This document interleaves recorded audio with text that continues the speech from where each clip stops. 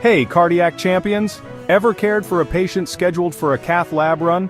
Cardiac catheterization is one of the most common and crucial tools in diagnosing and treating heart disease, but it's not without its risks. Today, we'll walk through the entire journey, what it is, why it's done, and what nurses must watch for before, during, and after the procedure. Understanding the procedure. Cardiac catheterization is an invasive diagnostic procedure that involves inserting a thin, flexible tube called a catheter into a blood vessel and advancing it to the heart.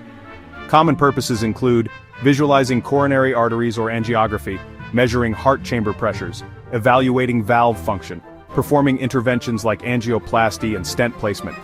Access is typically via the femoral, radial, or brachial artery.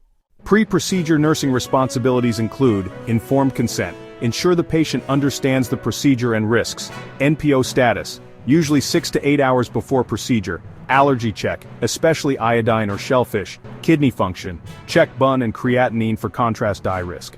Pre-procedure meds, hold anticoagulants unless directed. Administer sedation if ordered. Shave or prep insertion site if femoral access is used.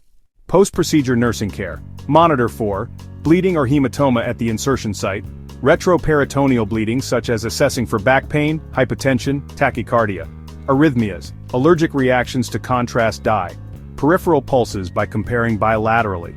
If femoral access, keep legs straight for 4 to 6 hours. Apply pressure dressing or use closure device. Monitor vital signs and site every 15 minutes initially. If radial access, apply wristband or TR band. Monitor for circulation, sensation, and movement. Patient education include warn about expected sensations, warm flush with dye injection, possible palpitations.